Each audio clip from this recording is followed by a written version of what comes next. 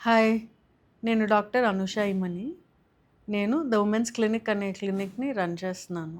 So, ఈరోజు నేను హిస్టరెక్టమీకి ideal reasons ఏంటి? And less than ideal causes for hysterectomy ఏంటి అనేది మీతో డిస్కస్ చేస్తాను. చాలామంది హిస్టరెక్టమీ చేయించుకుంటారు. సో, అందులో చాలా రీజన్స్‌కి హిస్టరెక్టమీ చేస్తారు. సో, ఆ రీజన్స్‌లో కొన్ని ప్రాపర్ ఇండికేషన్స్ ఉంటాయి. Like ideal reasons for hysterectomy, not so ideal, less than ideal indications for hysterectomy ఉంటాయి. సో, వీటిని నేను మీతో ఈరోజు డిస్కస్ చేస్తాను. So, ideal indications for hysterectomy వచ్చి ఆహ్, చాలా ఎక్కువగా బ్లీడింగ్ అవ్వటం, హెవీ మెన్స్ట్రువల్ బ్లీడింగ్. అండ్ దానికి రీజన్స్ చాలా ఉంటాయి. లైక్ ఫైబ్రాయిడ్స్, ఎడినోమయోసిస్ అని ఇలాంటి రీజన్స్ చాలా ఉంటాయి. వీటన్నిటికీ మెడికల్ మేనేజ్మెంట్ ఫెయిల్ అయ్యాక, సో అల్టిమేట్‌గా ఇంకా ఏమీ లేవు ట్రీట్ చేయడానికి అన్న సిట్యుయేషన్స్‌లో హిస్టరెక్టమీ ఒకటి ఆప్ట్ చేస్తాము. అది కాక కొన్ని రకాల క్యాన్సర్స్‌లో హిస్టరెక్టమీ చేస్తాం. Like cervical cancer, endometrial cancer and ovarian cancer. వీటిలో గైనకలాజికల్ క్యాన్సర్స్‌లో హిస్టరెక్టమీని ఒక ఇండికేషన్‌గా చెప్పుకోవచ్చు. అండ్ ఇంకొన్ని సందర్భాల్లో ప్రీ క్యాన్సరస్ లీజన్స్‌లో హిస్టరెక్టమీని మనం సజెస్ట్ చేస్తాము. అంటే సర్వైకల్ క్యాన్సర్‌కున్న ప్రీ మాలిగ్నెంట్ లీజన్స్‌లో and endometrial hyperplasia with atypia selected పేషెంట్స్‌లో మనం ఈ కారణాలకి హిస్టరెక్టమీ చేస్తాము.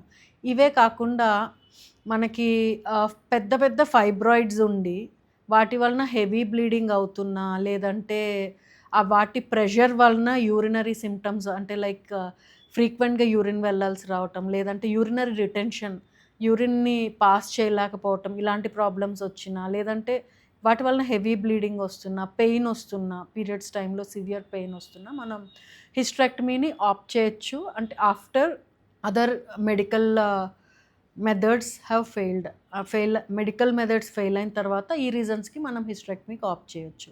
వీటిలో కూడా ఓన్లీ ఫైబ్రాయిడ్ ప్రాబ్లమ్ ఉన్నప్పుడు మయోమెక్టమీ అని ఇంకొక ఆప్షన్ ఉంటుంది. జస్ట్ ఫైబ్రాయిడ్ మాత్రమే రిమూవ్ చేసి యూట్రస్‌ని అలానే ఉంచేస్తారు. సో, ఇది మనకి ఇంకా ఫర్టిలిటీ కావాలి అనుకునే పేషెంట్స్‌లోని, ఇంకా పిల్లలు కావాలి అనే పేషెంట్స్, యంగ్ పేషెంట్స్‌లోని ఈ మయోమెక్టమీని మనం ప్రిఫర్ చేస్తాము. బట్ వన్స్ ఫ్యామిలీ కంప్లీట్ అయిపోయి and huge fibroids not suitable for medical management అన్న సందర్భాల్లో మనం హిస్టరెక్టమీని సజెస్ట్ చేస్తాం. ఇలాంటి సందర్భాలు కాకుండా కొన్నిసార్లు ప్రెగ్నెన్సీ టైంలో, డెలివరీ తర్వాత పోస్ట్‌పార్టమ్ హెమరేజ్ అని అంటారు. సివియర్ బ్లీడింగ్ అవుతది. దానికి మనకి కొన్ని రకాల ఇంజెక్షన్స్ అండ్ మందులు ఇస్తాము. అది కూడా కంట్రోల్ కాలేదు. పోస్ట్‌పార్టమ్ హెమరేజ్‌లో లెస్సర్ ఇన్వేజివ్ ప్రొసీజర్స్ ఉంటాయి. అవన్నీ చేయలేని పక్షంలో అవన్నీ ఫెయిల్ అయిన పక్షంలో మనం హిస్టరెక్టమీకి వెళ్తాము. దీనిని ఆబ్స్టెట్రిక్ హిస్టరెక్టమీ అని అంటారు. ఇవి కాకుండా కొన్ని రకాల ఇన్ఫెక్షన్స్‌లో, కొన్ని రకాల ఎండోమెట్రియోసిస్ అనే కండిషన్‌లో అండ్ ఫ్యూచర్‌లో ఫ్యామిలీ కంప్లీట్ అయిన లేడీస్‌కి మనం కొందరిలో సెలెక్టెడ్ పేషెంట్స్‌లో హిస్టరెక్టమీని సజెస్ట్ చేస్తాం. ఎడినోమయోసిస్ అనే ఇంకొక కండిషన్‌లో గర్భసంచి గోడ లోపల రక్తం గూడు కట్టుకుపోయి ఇదొక సిట్యుయేషన్ ఉంటదండి. ఇందులో గర్భసంచి వాల్యూమ్ పెరుగుతది అండ్ చాలా సివియర్ పెయిన్ వస్తుంది పీరియడ్స్‌లో అండ్ కొందరిలో హెవీ ఫ్లో గూడా ఉండొచ్చు. ఈ సిట్యుయేషన్‌లో గూడా మనం ఒక్కొక్కసారి హిస్టరెక్టమీని ఆప్ట్ చేస్తాము. ఇవి కాకుండా హిస్టరెక్టమీ అవసరం లేని కొన్ని సిట్యుయేషన్స్‌లో గూడా చేస్తారు. అవేంటంటే చాలామంది వైట్ డిశ్చార్జ్ అవుతుందని హిస్టరెక్టమీ చేస్తారు. ఇది చాలా తప్పండి. వైట్ డిశ్చార్జ్ అవుతున్నంత మాత్రాన గర్భసంచి తీయాల్సిన అవసరం ఉండదు. వాటికి ఇన్ఫెక్షన్స్‌ని ట్రీట్ చేయొచ్చు మనం. అండ్ నెక్స్ట్ వచ్చేసి మోస్ట్ కామన్‌గా మనం చూసేది హెవీ బ్లీడింగ్ విషయంలో. ఇంకా సర్జరీ అవసరం లేకుండా లెస్సర్ ఇన్వేజివ్ మెథడ్స్ ఉంటాయి. కన్వీనియంట్‌గా ఉంటది అని చెప్పి హిస్టరెక్టమీ చేసేస్తారు. మనకింకా అదర్ మెథడ్స్ ఉన్నాయి. లైక్ ఎండోమెట్రియల్ అబ్లేషన్ అని, మిరీనా అనే ఒక హార్మోనల్ డివైస్‌ని గర్భసంచిలో పెడతాము. సో, దీని వలన ఆహ్, ఆహ్, సెలెక్టెడ్ పేషెంట్స్‌కి పెడతాము. అండ్ దీని వలన బ్లీడింగ్ కంట్రోల్ అయ్యి చాలామంది వరకి ఉపశమనం వస్తది. సో, ఇవన్నీ ఎక్స్‌ప్లోర్ చేయటం ఇష్టం లేని వాళ్ళు కన్వీనియన్స్ కోసం హిస్టరెక్టమీ చేస్తుంటారు కొన్ని ప్లేసెస్‌లో.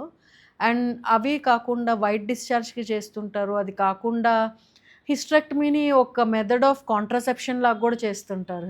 ఆహ్, ఆహ్, అండ్ కాంట్రాసెప్షన్‌కి అసలు వెరీ సింపుల్ ప్రొసీజర్స్ ఉన్నాయి. Like tubectomy or even hormonal contraception ఉంటది. లైక్ మిరీనా ఉంటది, కాపర్ టీ ఉంటాయి. ఇవేమీ ఎక్స్‌ప్లోర్ చేయకుండా డైరెక్ట్‌గా హిస్టరెక్టమీ సజెస్ట్ చేస్తారు. ఇంకొంతమంది స్త్రీలు పీరియడ్స్ రిలేటెడ్ ఇన్‌కన్వీనియన్స్‌ని అవాయిడ్ చేయటానికి డైరెక్ట్ హిస్టరెక్టమీ చేయించుకుంటారు.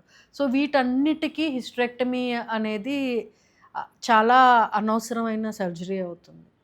Thank you.